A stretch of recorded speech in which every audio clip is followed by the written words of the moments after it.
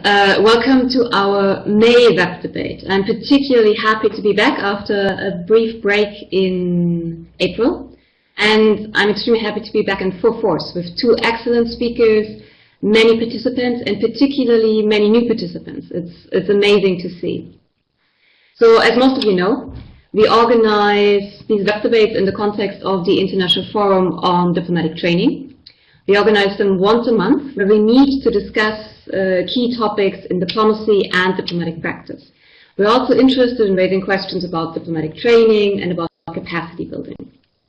And so today, we're basically going right to the heart of these questions and of these concerns by asking, can we teach and learn negotiation skills online? I'm really happy to have two excellent speakers with us who have been good friends of DiploFoundation for a very long time. We have Ambassador Kishan Rana and Ambassador Stefano Baldi. So welcome very much, and in particular, thank you for agreeing to join us and to discuss this important topic. And I know obviously both of you have a long experience in online learning, so there's a lot you can say about this part, and also there's a lot you can say about negotiations. So I'm looking forward to that in particular. My name is Katharina Höhne. I'm a researcher with DiploFoundation, and I'm moderating these web debates. However, today I'm also introducing the debate, and I will also be contributing to the debate a little bit, giving enough room to Kishan and Stefano, of course, based on my experience with an online course that DiploFoundation did on negotiation skills last year for first time, and we're running the second iteration of the course actually right now. So I will be drawing on this kind of experience. So to introduce the discussion today, I have prepared a couple of slides, which will come up in a second. And basically, I think there's a way for us to zoom out and look at this question from an even larger perspective, from an even bigger perspective, in the sense that when we look at teaching negotiations and the practice of negotiations, in essence, we're also asking, what are the things that can be learned in abstract and what can only be learned through practice? In the sense that many of the best negotiators, or basically every negotiator, will say that negotiation skills can only be learned through practice, through immersion, through participation, through learning by doing, and through making mistakes. So first, what is the role of teaching? And then to make it even harder for us, we're asking, what is the role of online teaching in acquiring negotiation skills? And in that sense, the question is, are we then limited to teach a kind of theory of negotiation? And are we limited to a kind of passive instruction online? And I'm going to try to answer this question, not answer this question, but I'm going to try and make a couple of suggestions to get us started in the debate. So first of all, there are, of course, online courses on negotiation. And I've just listed a couple here. So there's one with MIT and EduX. There are quite a number of courses on Coursera. There are smaller providers who also provide negotiation courses. In DiploFoundation, we have experience with teaching negotiation in two courses, which is negotiation skills and a course on e-diplomacy, which my colleague Ginger Park manages. So looking at negotiation simulation, so this idea of getting closer to the practice of negotiation in a learning setting, in particular in an online learning setting, most of the courses I've listed here actually have an element of simulation online. So that is interesting to note, but what I would like to do is to kind of zoom in on the experience I had with the negotiation skills course in the context of DiploFoundation. So first of all, it's important to note the courses we do are very small. We limit to about 25 people in one course. This particular course has 4 weeks of thematic discussion, where you could say we're discussing the theory and practice, but we're not practicing yet. And then 2 weeks of a simulation exercise, where we are trying to put into practice what we've been discussing in those 4 weeks before. What we are simulating for these 2 weeks is the negotiation of a development project. And we have representatives from 2 governments and representatives from civil society. What we are doing is we're looking at the pre-negotiation. So participants are asked to prepare for the first face-to-face meeting, which will happen after the simulation. And so in the simulation, they're asked to agree on a particular description of the problem at hand that they need to solve in their negotiations, the main issues to be addressed, and an agenda for the meeting. So these are the kind of tasks they have for 2 weeks to agree on and to finalize in a document. The additional challenge that we're putting to them is we're not, or at least in the past, we didn't tell them what kind of means to use to get in touch. We made a lot of suggestions, but their task was to agree among themselves what kind of tools to use. So, for example, would they be using Skype? Would they be using only email for some reason? Would they be using some other tool? Would they involve things like Google Docs to draft texts together? All these kind of things. So we made suggestions on all the tools available to them, but the decision on what tools to use and how to structure their communication and their negotiation, that was up to them. And that was actually interesting because that was the first hurdle they needed to solve in this whole endeavor. We provided, of course, feedback during the simulation exercise, so individual feedback, but also weekly meetings where everyone came together and participants were able to ask questions. I was able to clarify things on the simulation, on the process, on the particular scenario we had put for them. At the end of the simulation, participants were asked to write a reflection essay on their experience, particularly outlining what they think went well, what they think did not go so well, where they made concessions, where they made maybe too many concessions, these kind of things. And then they got individual feedback on their personal reflections. And then last but not least, once all of this was done, we had different groups obviously coming out with different kinds of suggestions and agreements. And then we put them all online for everyone to see and to kind of compare. So what happened in this group? Why did it happen that way? What happened in that group? And why did this group do perhaps a little bit better for, let's say, civil society, and the other group a little bit less? So we were trying to reflect on these questions by basically comparing the different kinds of agreements we had in the end. As I said, this course ran for the first time last year. So we do have initial feedback from participants on this particular experience of teaching negotiations online, and in particular the simulation exercise. So we put a couple of statements before them and asked if they would agree or disagree. And this is particularly interesting and actually makes me quite happy to see, because we found that 90% agreed or strongly agreed that the exercise was important and was an important part of the learning experience, that it helped them to consolidate the learning that they did in the weeks before, where it was more abstract and theoretical in general, and that the negotiation exercise was calling for creative applications of the topics discussed in the course. So far, so good. We also asked them to give individual feedback in the sense that write a couple of sentences about their particular evaluation of the simulation exercise. And from that, I pulled a couple of quotes of what participants said. So, for example, what they liked in particular was the collaboration that it fostered and the mutual dependency within each negotiation group. The challenge to put into practice the negotiation strategies, being able to see how the content of the course unfolded and being shown the do's and don'ts in action. The different levels of group interaction. Someone said the thrill of negotiation. And last but not least, a good example is the experience of engaging in the process and actually figuring out all the parts together and how to solve them. On the other side, we also asked them, what did you dislike? And here are also a couple of interesting answers that I think will be very useful for our further discussion to see what can be done and what can't be done in an online course and how to mitigate some of the challenges. So some were saying, our group members were living in very different time zones, so it was hard to communicate. Responses took too long. There was a failure to interact completely. Someone said, I don't like slow communication. And there was sometimes no communication from my partner. And someone else said it was a lot of work. In fact, it was 24/7 work. Let me skip to the end, because I am particularly interested now in hearing from Stefano and Kishan, their reactions, but also their own views on this issue. But I want to leave with two questions. First question is, are more and more negotiations taking place online? And if that is the case, then I think we need to do our best to prepare diplomats and negotiators to be very effective in these kind of settings and to deal with the challenges. Second question, do negotiators have less time to attend face-to-face trainings? Meaning, is there a need for online training that allows them to get together without actually being in the same place, or by doing training on the job? So with these two questions, I will stop, and I'm very happy to hand over the floor to Ambassador Kishan Rana and Ambassador Stefano Baldi. And as we agreed beforehand, I will hand the floor first to Kishan, and I'm very interested now in hearing from his perspective and about his experience. Okay. Thank you very much.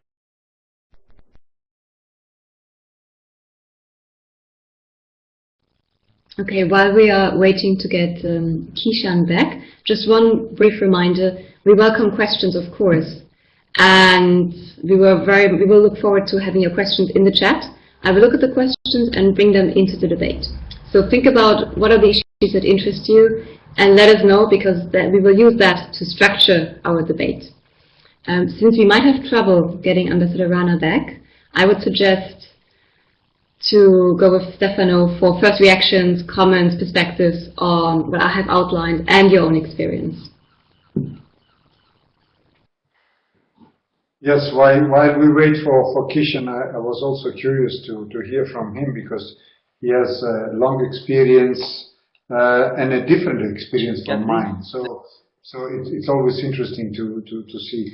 We both have, as you said, long experience also on online learning and online teaching.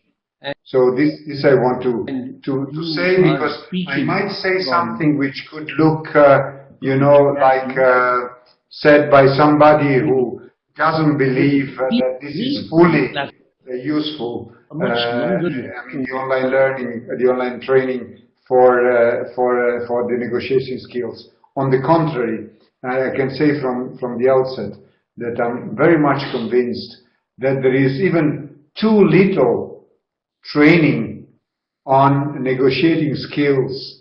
And the list that you showed us, Katarina, with a few, in fact there are few negotiating courses, I mean very specific negotiating courses, because then the negotiation skills are in many online management courses as a small part, but as a full-fledged course there are not so many. Why I say that it is important, and here I speak about, let's say, diplomatic experience, having in mind that negotiation skills are not only for diplomats, or I would say diplomats are only a very little tiny group of those who use negotiating skills. But let me talk more about that, because that's what I know more.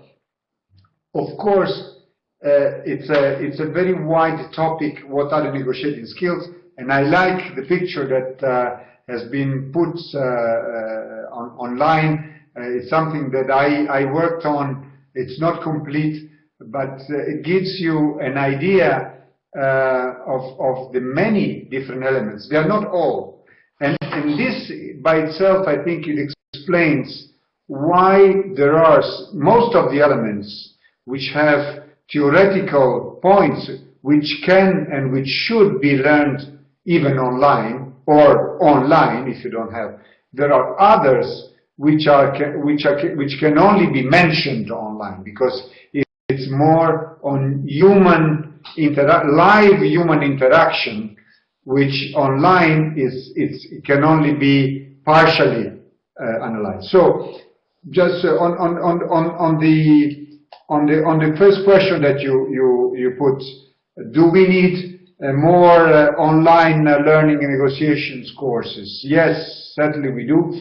But not only we do, I think more people should be exposed to basic online learning training courses, because even if they are not, and here I take diplomats, even if they are not going to be posted in multilateral posts, where by definition you only work on negotiations, but even if you go into a consular post, even if you go to a bilateral post, anyway, to a certain extent, you will have to use negotiating skills. So the basics should be there, and this it's linked with the second question that you put, which is, you know, do we have time for face-to-face training? And this, of course, you relate this to negotiators or to those who should learn about negotiations.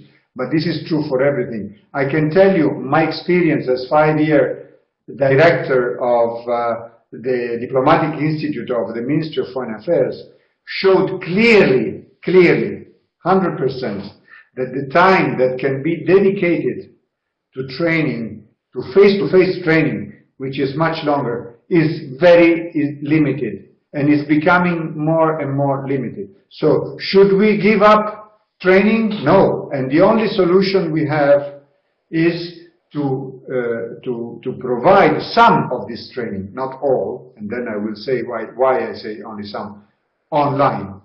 Now the amount of training which is provided online is still too little, and people still do not realize what are the potentials of this way of training. I would stop here because I see that Kishan is back, and then I don't want to monopolize the discussion, if you agree, Katarina. I definitely agree, but I don't think you have monopolized the discussion. It's actually really interesting to hear from you. Can you hear me now? Am I audible? Okay. Can we have my slides on the display board, please? So basically, I agree with almost everything that has been said so far. See, for me, the key question really is that online learning is slower. It is delivered over a longer period of time.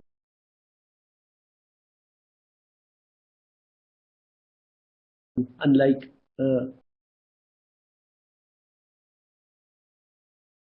face-to-face lecture.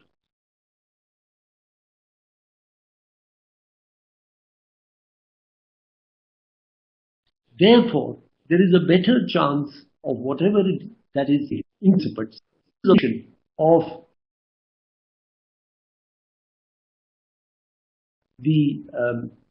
the online learning method.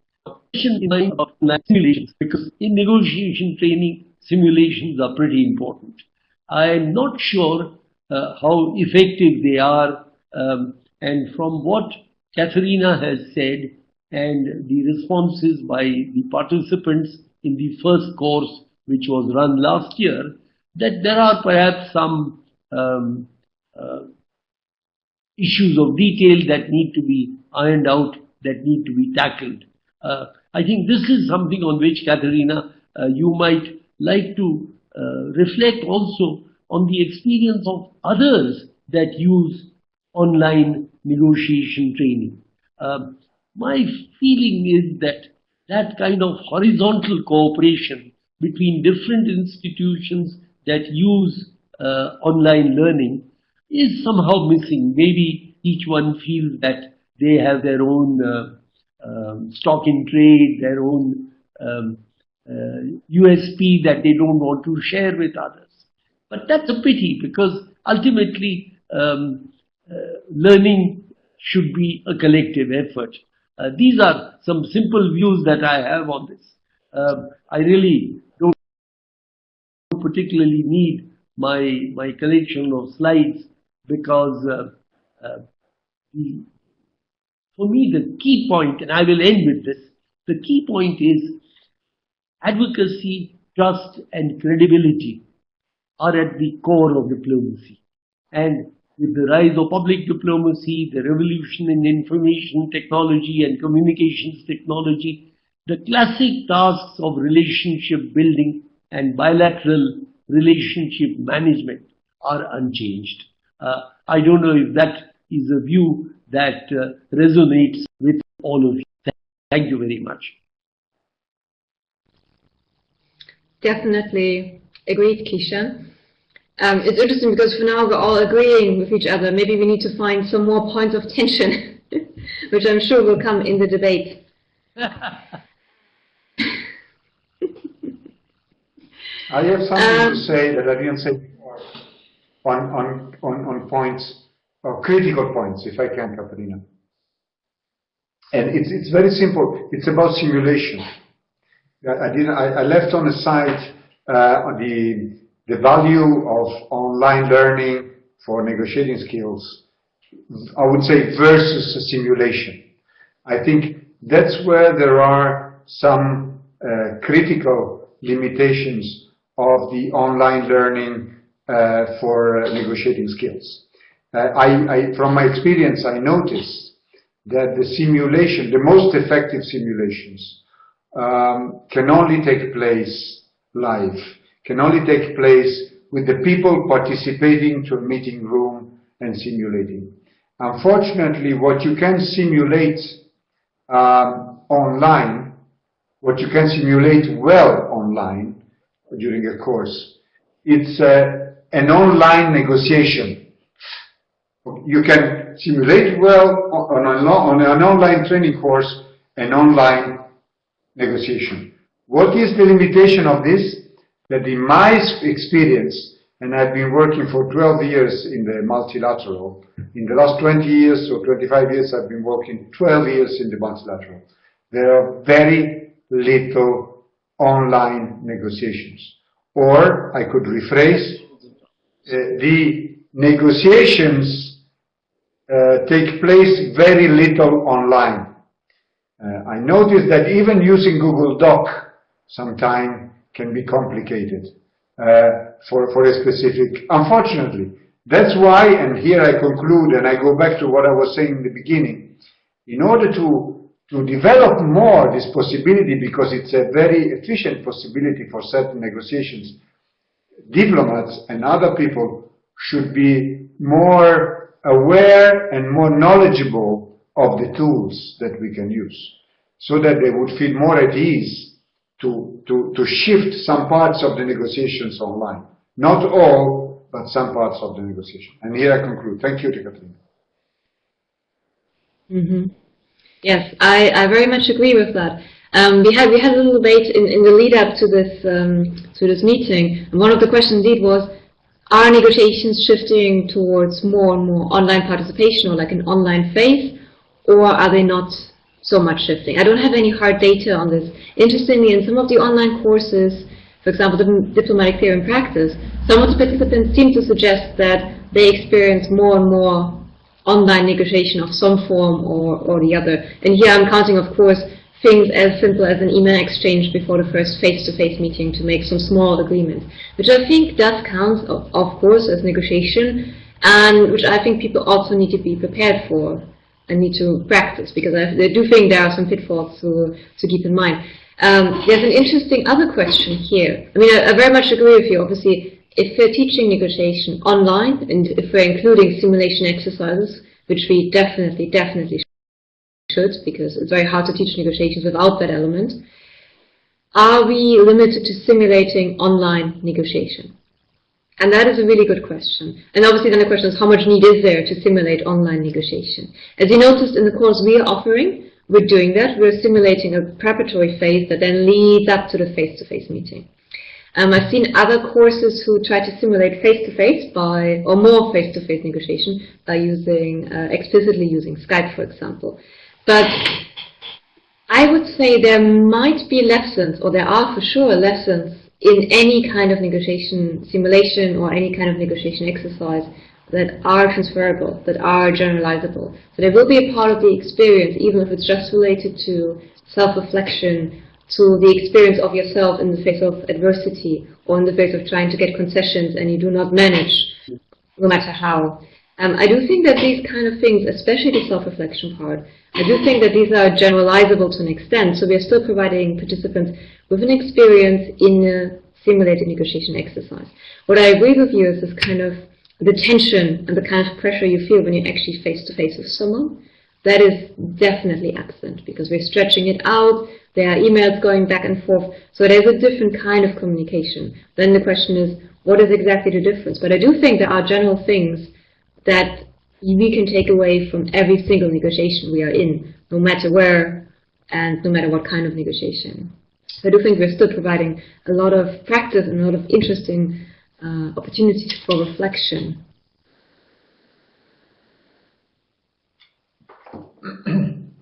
Karina, if I can add, sorry that Kishan keeps coming and going, so I don't want to take his time, but I think we should make the best use, like in every negotiation, of the time that we have.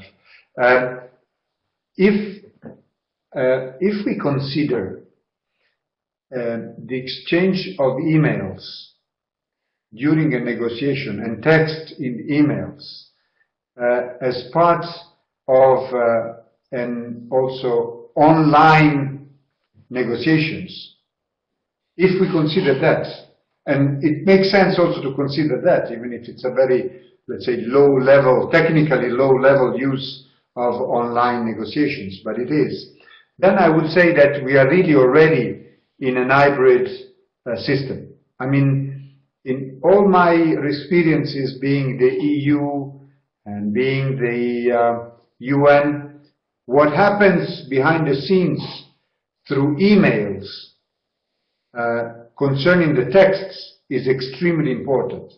So if you want, this is an element that should be, and it is also taught on online training, and it's also very effective on simulation online.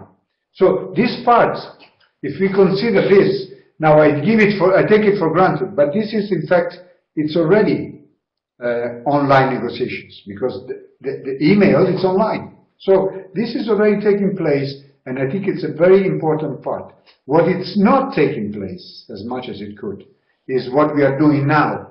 You know, the face-to-face online negotiations. That I know it's a complicated concept, but it's very simple to understand.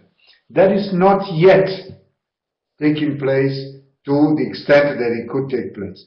But at the same time, I think we are into the chicken and egg, typical chicken and egg story. What comes first? When you say that you have the people who are attending the courses more aware of the possibilities, it means that in the future this could be some champions, as they are called, to promote online negotiations. Because that's one of the points, you know. Nobody would start even daring to say that they should go online because they don't know what they're talking about. But if somebody has gone through this, we are building up, let's say, that's what I like to think, the diplomats or the negotiations of the future, which will be able to understand when and how online negotiations could be fruitful. What I can tell you, it cannot be always, but there are many more occasions where this could be, or really from now, with the tools that we already have, extremely effective, time-saving, money-saving. We have been saying this in the last 20 years, but still it's not being done enough. But so we are building up future online negotiators, and that will come to having more online negotiations. You need more negotiators online to be able to have more online negotiations. It's not the other way around. I very much, again, I find myself in agreement, which is not very conducive to having a debate, but so be it. What I find really interesting and what I think is really important to note is this idea of we are already living in a hybrid world. We are already living in a hybrid negotiation environment where online and offline intermingle and kind of go hand in hand with each other. So now with Ambassador Rana back, let me pose two questions to the two of you, which you can answer as you see fit, of course. So one question from very early in the debate by Jessica Rees-Jones. She suggested it is very important to include skills regarding stakeholder analysis, regarding understanding negotiations with multiple stakeholders, especially this idea of state, non-state actors, civil society. The other question, not so much question, sorry, comment, and really interesting comment, comes from Diplo's director, Dr. Jovan Kubalia, who is listening, which is great. So he says, my experience is that procedures can be simulated better online than in situ. Since the online space you do not have emotional or social distractions. Thus, in online spaces, you can focus on procedural aspects such as points of order, seconding, placing proposals. Something I hadn't thought about, but it's a really interesting question I'd like to pose to the two of you. So I suggest, if I may, that Kishan leads us off with his views on these two questions, and then we go to you, Stefano. Okay, thank you. Can you hear me? Am I audible? Is my microphone working? It should be working. Okay, fine. I think you're right, Katharina. In a multilateral process, the preliminary elements, the procedural elements, can perhaps, they are more easily amenable to online methods. To what extent does it actually happen? I'm not sure. I know, if we are candid, we should consider that small countries, countries with limited resources, might tend to view the online process a little bit differently from those that are much more the application of modern internet and communications technology. I think that's a real issue that has to be considered. As far as bilateral negotiation goes, I've not heard of any substantive work done online between countries that are negotiating something. Third point, you asked about negotiations that involve non-state. That would, I imagine, be a domestic negotiation process. I don't think the non-state actors are active participants today, although they would like to be in many cases, in international negotiations. Therefore, what happens within the country, I suppose, varies enormously between countries. But in India, as far as I know, there is absolutely no evidence of any experience with online domestic negotiation between state and non-state actors all coming together. In fact, we tend to be rather weak at formal procedures for consultations with non-state actors. Consultation takes place all the time, but the formal procedures, particularly are fairly weak. But on the domestic front, economic issues, social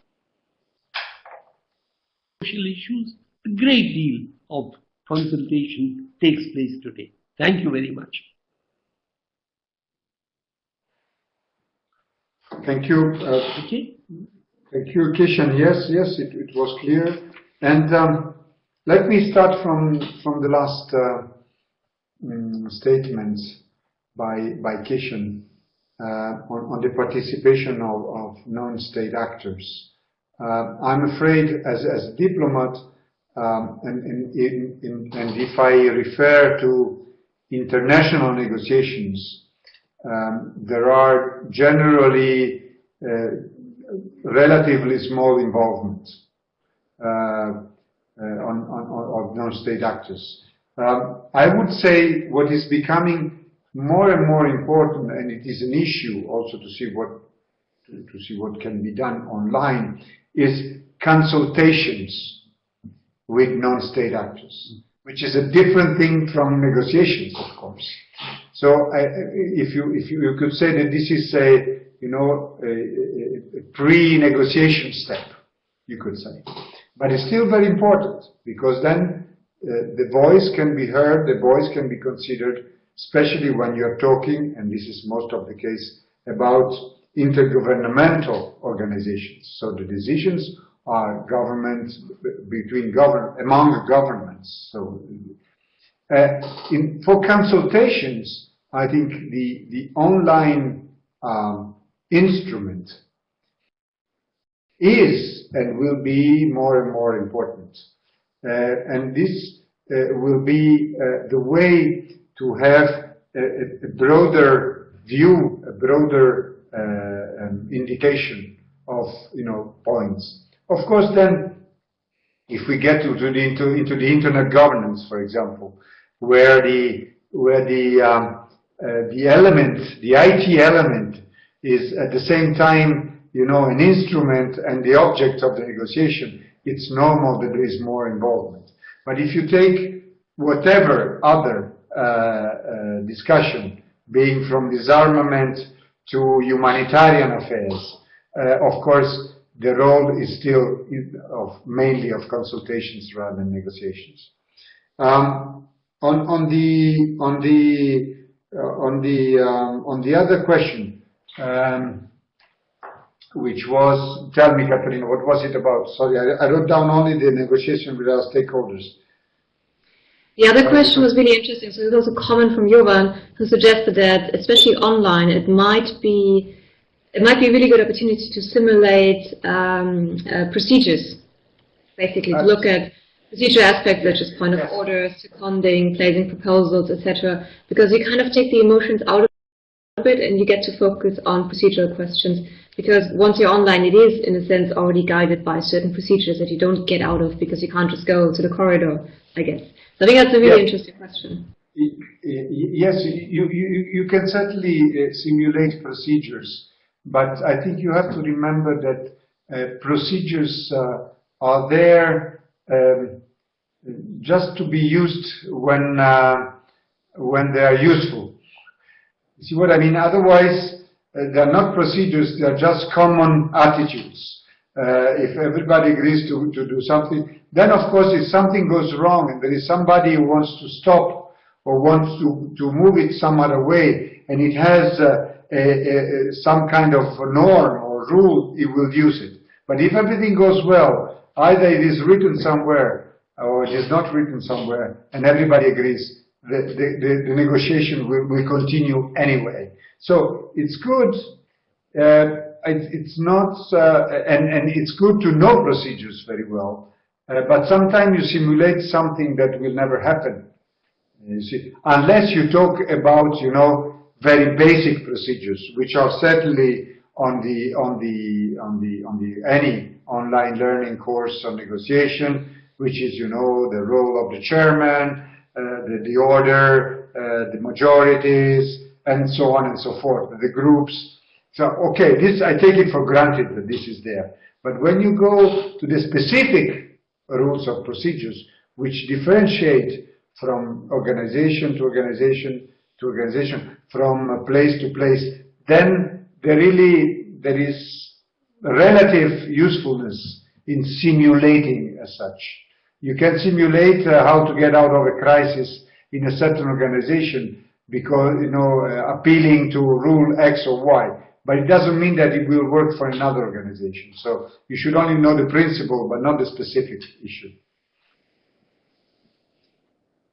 I have a question for Stefano, if I may ask.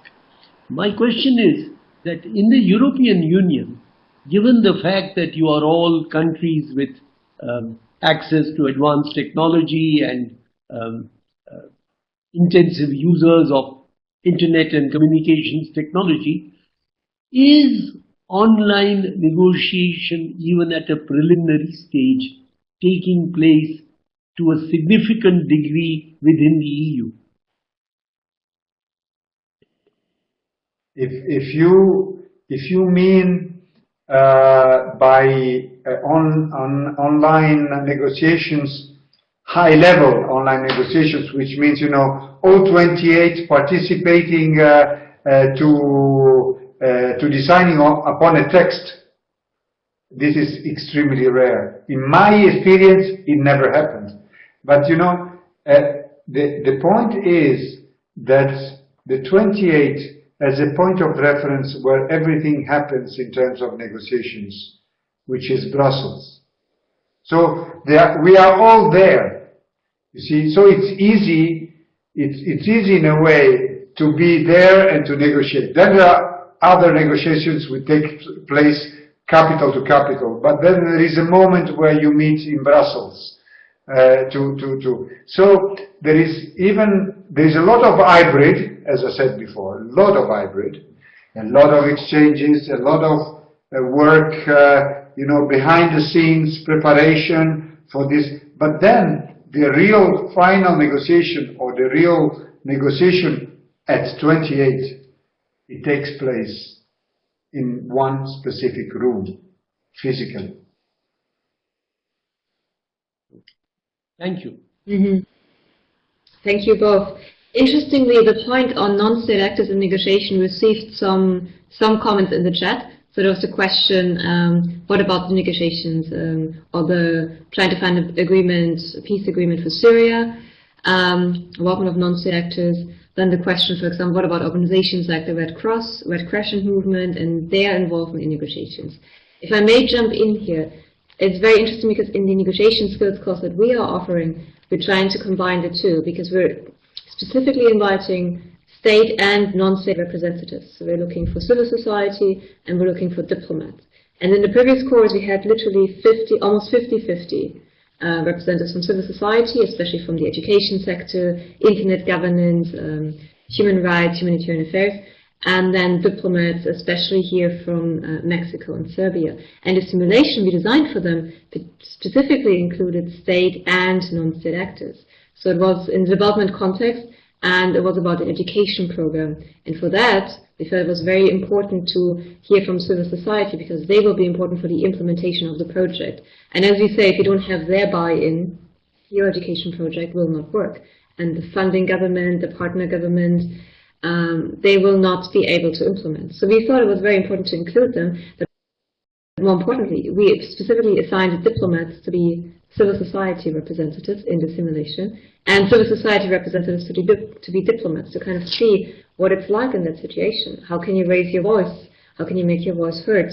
And at what point will you maybe be left out where the governments start to negotiate among themselves? So that made for a really interesting experience to have this turnaround.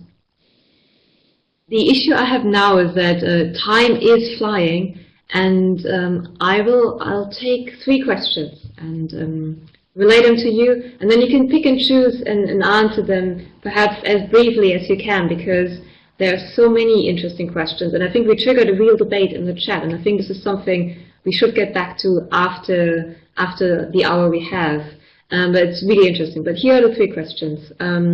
So first one, building a relationship is still a critical factor to consider in negotiations, which every negotiator must strive to achieve. How does this work in an online context? Can you build relationships? Then the question, this is a very interesting one, and please feel free to respond or not to respond, but it raises some interesting questions. So the question is, if President Trump and President Kim choose online meeting instead of face-to-face meeting, that is, if they meet, is it possible to have an effective negotiation? What would be requirements for an effective negotiation in this context?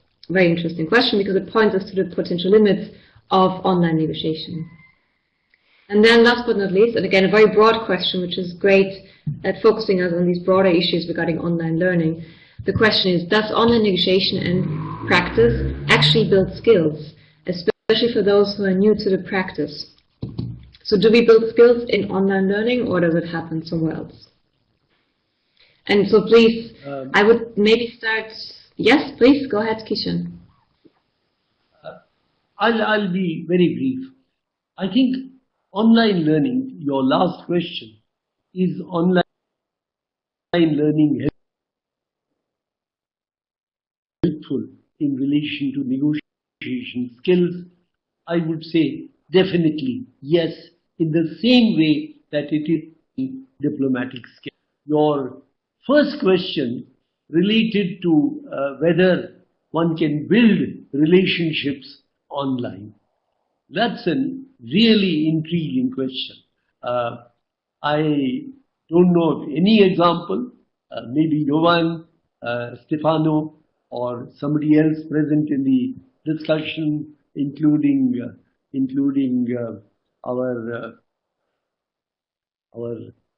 president of the DiploFoundation, Victor, may have ideas on this. But it's a very, very good question because at the end of the day, if the online process can also build relationships, that would be a wonderful thing. Thank you very much. If I can try to say a few words, maybe on the three questions, but provided that Katarina will repeat to me the third question at the end, because I didn't get it. There were some words missing. But let me first say a few words on the first and the second question on building relations. That would take, I think, a complete session for us to talk about building relations. There are many different types of negotiations, and in some of them, building relations is essential. You were talking about European Union, Brussels.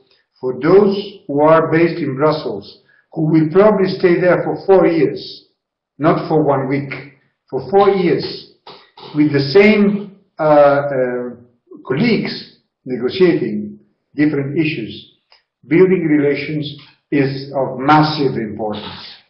It cannot solve all the problems, but it really makes a lot of difference. And I think this would apply, or will apply, or do apply also online. It's very much different if you have an online process, let's say negotiation, but a process with the same people where you will anyway build relations. Because if you keep seeing each other for some time, even if it's virtual, then there are many things which can, be many links that can be established.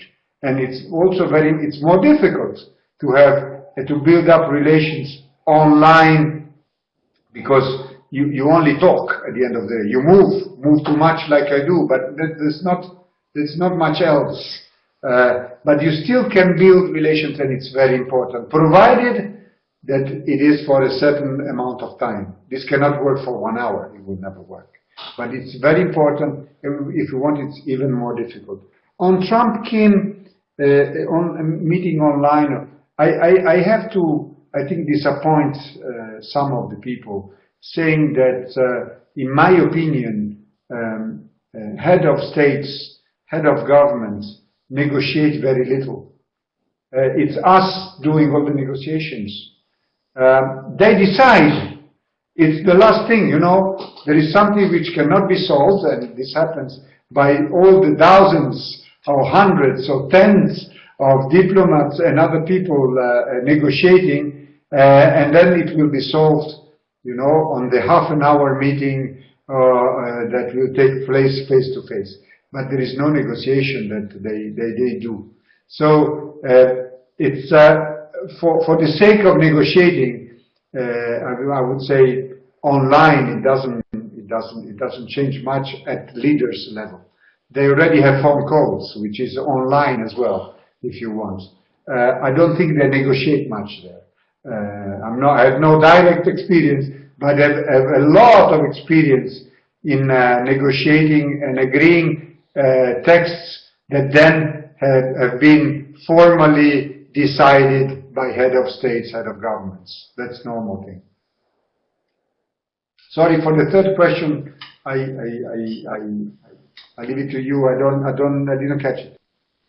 No, I'm happy to repeat. So basically, the question was about: does online learning actually build skills? So can we say we can build our negotiation skills through online learning? To what extent? And is this good for beginner negotiators who feel maybe shy or new to the process?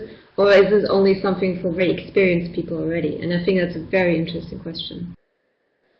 I will be very brief, just to and be a little bit provocative in this. I think everybody, before attending any course, face-to-face course or face-to-face simulation, they should have attended an online course. That would save them time. They would have learned quite a lot already, and so they could make the best out of the face-to-face. Yeah, that's an interesting point that is also just mirrored in the chat, saying that online negotiation might be really good at preparing a face-to-face negotiation. And what I would also like to, in contrast to Kishan say is that you do build relationships online. I mean, you sometimes use your imagination, but I mean, from personal experience, in many online courses with Diplo, both as a student and then as a lecturer, you build a relationship after those 8-9 weeks, or in the case of the negotiation course, after 6-7 weeks. You feel like you know the people, and you do know them to a certain extent. And when you then see them face to face, you already have a relationship that you can build on. And you're very surprised that actually they are quite similar to how they present themselves online. Yes, Stefano, please. Yes, there is one difference, very important one, on online learning, because online learning, it's a big world, we know, it's a big world. You don't build any relationship, for example, on the MOOCs courses. You don't build any relationship on the one-to-many courses where you don't even have access to somebody physical. So that we have to, you do build relations in cases like the one that you've mentioned, where you have a long time and very interactive course. And we know that most of the online learning is not like that.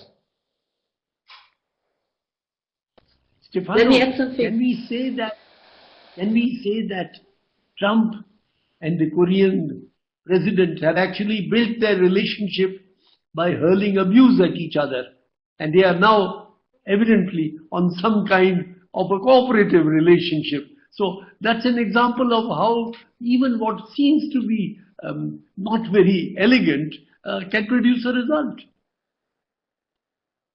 You always have to find common ground on any negotiation. So it can be, the ground can be anywhere. Yes, but actually the Harvard program on negotiation, they looked at online negotiation, and their finding was that people tend to be actually more aggressive sometimes in online negotiation, because it's easier to write something on your keyboard, be very flippant and send it off, which goes very well with the comment about the use of Twitter by certain heads of state, that there might be a tendency to even be more aggressive and then maybe find it harder to actually come to compromise when you're online than when you're face to face, which is an interesting point. I will stop here, and there are many... I think it's a really good name for it. Yes, yes. Well, I'm not sure if we should teach it, but given that we only have 5 minutes left, there are still many questions in the chat, and the discussion is actually going in many interesting directions.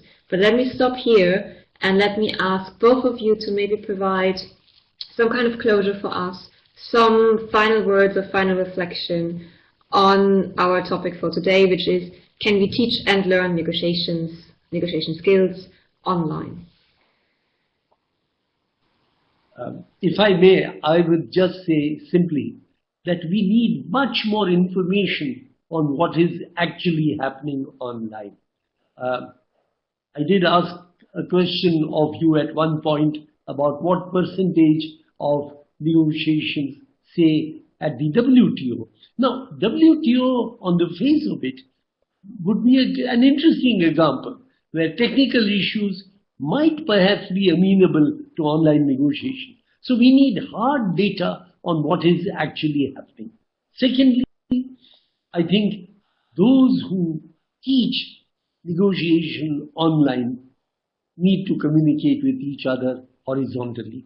It doesn't happen, and probably mine is a forlorn hope, because they are potential competitors, so they are not likely to get together. I suppose that's life. Okay, let me repeat a little bit of something that I said already. I think that regardless the amount of current online negotiations, it is essential for professionals, not only for diplomats, for professionals, to get to know about negotiating skills, to know negotiating skills. The online learning is an exceptional tool for this kind of skills, provided that not all courses, online courses, are equal. Like not all books are equal. So Of course, I'm not doing any advertisement for this or for that. DiploFoundation has been there for a long time with a lot of experience on many issues. But they can be really, especially on online negotiating skills, it can be really useful to have online courses, even preparing for face-to-face negotiations, provided that they have certain characteristics, certain requirements, which also includes, you know, time, relationship, simulations online. Otherwise, it's just as reading a book, and it's still effective, but not that effective. So yes, they're very useful at certain conditions. Well, what remains to be said is thanks to both of you, Ambassador Kishan Rana and Ambassador Stefano Baldi. It was an absolute pleasure. I think we did make some headway on this important question. I do think there's a lot more to be said, but I think we're going in the right direction. I think through the questions in the chat and through your comments, we have a long list of things we can now go and address, and we can now start to implement, work towards, experiment with, and maybe even collaborate with other online educators, because it would be really interesting to actually share experiences and share methods and skills. I would also like to thank our audience. We had an extremely interesting discussion in the chat, very lively. I'm really sorry we couldn't ask all the questions, but if we had done this, we would be still here in 2 or 3 hours. So we will follow up, and the recording of the web debate will be available. We will also write a summary of the debate today, and based on that, we will continue the discussion. So, participants, Ambassador Baldi, Ambassador Rana, thank you so much. It was an absolute pleasure. Thank you, Katarina, and thank you all the participants.